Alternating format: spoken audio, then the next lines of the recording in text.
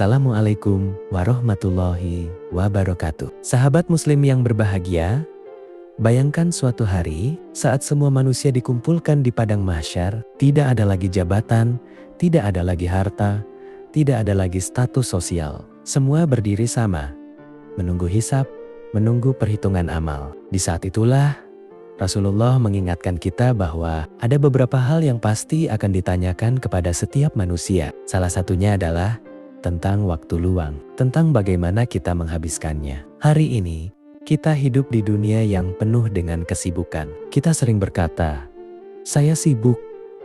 Tapi anehnya, di sela-sela kesibukan itu, kita masih punya waktu berjam-jam untuk hal-hal yang tidak bermanfaat. Scroll media sosial tanpa arah, menonton tanpa batas, berbincang tanpa tujuan, bahkan menunda ibadah. Padahal, waktu luang itu bukan sekadar jeda. Ia adalah amanah.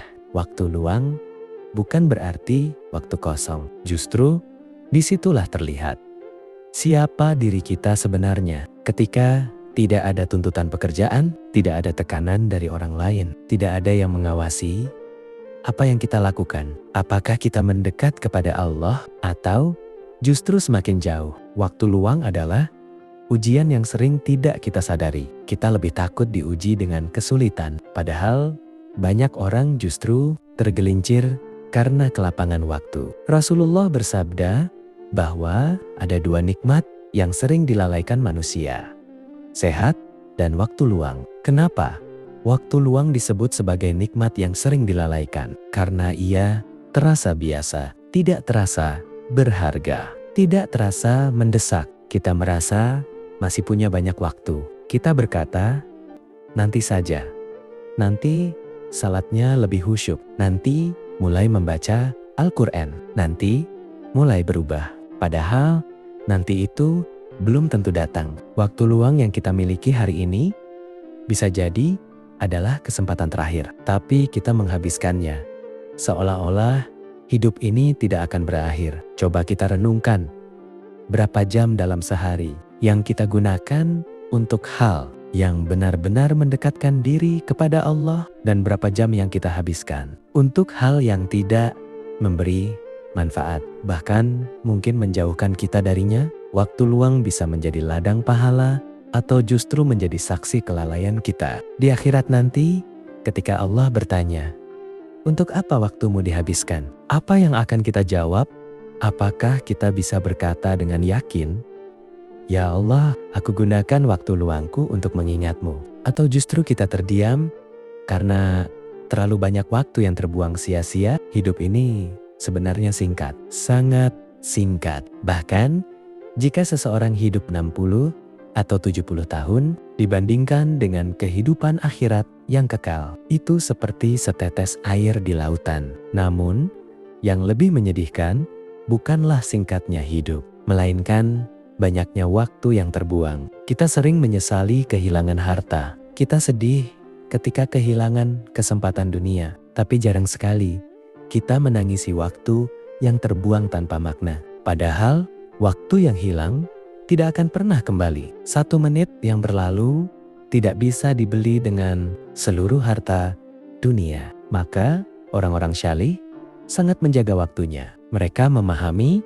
bahwa setiap detik adalah investasi untuk akhirat. Ketika mereka memiliki waktu luang, mereka tidak merasa kosong. Mereka justru melihatnya sebagai peluang. Peluang untuk berzikir, peluang untuk membaca Al-Quran, peluang untuk memperbaiki diri, dan peluang untuk membantu orang lain. Mereka tahu bahwa setiap amal, sekecil apapun, akan diperhitungkan. Sementara kita sering menganggap waktu luang sebagai kesempatan untuk bebas. Bebas dari aturan, bebas dari kewajiban, bebas dari ibadah. Padahal sejatinya kita tidak pernah benar-benar bebas. Kita selalu dalam pengawasan Allah. Saudaraku, mari kita jujur pada diri sendiri. Berapa banyak waktu yang kita habiskan hanya untuk hiburan? Berapa banyak waktu yang kita gunakan untuk hal yang tidak membawa kita lebih dekat kepada Allah? Tidak semua hiburan itu haram. Tidak semua istirahat itu salah. Tapi ketika itu berlebihan, Ketika itu melalaikan, ketika itu membuat kita lupa kepada tujuan hidup. Disitulah masalahnya. Karena tujuan kita bukan hanya hidup di dunia. Tujuan kita adalah kembali kepada Allah dengan keadaan terbaik. Dan waktu luang adalah salah satu alat untuk mencapai tujuan itu. Bayangkan seseorang yang menggunakan waktu luangnya untuk membaca Al-Quran. Setiap huruf bernilai pahala. Setiap ayat mendekatkan dirinya kepada Allah. Bayangkan seseorang yang menggunakan waktu luangnya untuk bersedekah, membantu orang lain, atau sekadar tersenyum kepada sesama. Semua itu akan menjadi cahaya di akhirat. Sebaliknya, bayangkan seseorang yang menghabiskan waktu luangnya dalam kelalaian. Hari demi hari berlalu tanpa amal, tanpa peningkatan, tanpa kedekatan kepada Allah. Apa yang tersisa? Penyesalan. Penyesalan. Dan penyesalan di akhirat tidak akan berguna. Saudaraku, kita masih diberi kesempatan, kita masih hidup. Kita masih punya waktu, jangan tunggu sampai sibuk untuk mulai taat. Jangan tunggu tua untuk berubah. Jangan tunggu sakit untuk mendekat kepada Allah.